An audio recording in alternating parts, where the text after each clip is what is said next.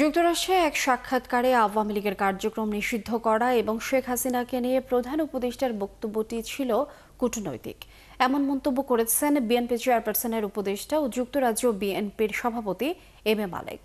বুধবার সিলেট ওসমানী আন্তর্জাতিক বিমানবন্দরে সাংবাদিকদের প্রশ্নের জবাবে তিনি কথা বলেন। তিনি আরও বলেন, প্রধান উপদেষ্টা দেশে ফেরার পর বিএনপির মহাসচিব ঘোষণা করবেন বিএনপির ভারপ্রাপ্ত চেয়ারম্যান তারেক রহমান লন্ডন থেকে কবে দেশে ফিরবেন। এছাড়া তিনি বলেন, বাংলাদেশকে বিশ্বের সব দেশ পছন্দ করে, একমাত্র ভারত ছাড়া।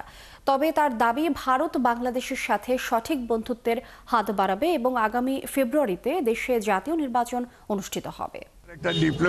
এটা একটা ডিপ্লোম্যাটিক ভাষা যে আমেরিকা হিউম্যান রাইটস বিশ্বাস করে, ওয়েস্টার্ন ওয়ার্ল্ড হিউম্যান রাইটসের প্রতি দুর্বল, তারা ডেমোক্রেসির প্রতি দুর্বল। সেই ডেমোক্রেটিক ওয়ার্ড এইটা দিয়েছেন। এটা বাংলাদেশের, উনিও জানেন যে বাংলাদেশের জনগণের মনের ভাষা এটা না।